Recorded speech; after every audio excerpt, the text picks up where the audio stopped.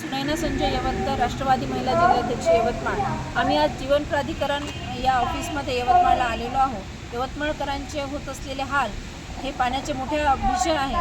आज हिवाळा सुरू असताना पाणी योग्य त्यावेळेस मिळत नाही आहे, तर महिलांना त्याचा त्रास जास्त भोगावा लागतो।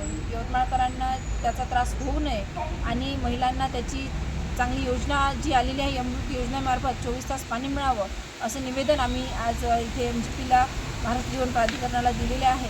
त्यातून त्यांनी सांगितलं की 24 टाक्या त्यांनी बांधलेल्या आहेत, अजून 2 टाक्यांचं काम प्रलंबित आहे आणि अमृत योजनेचे टेंडर निघून आहे, मात्र अद्यापपर्यंत तशी व्यवस्था झालेली नाही आणि ती पूर्ण व्हावी यासाठीच आमचं निवेदन आहे।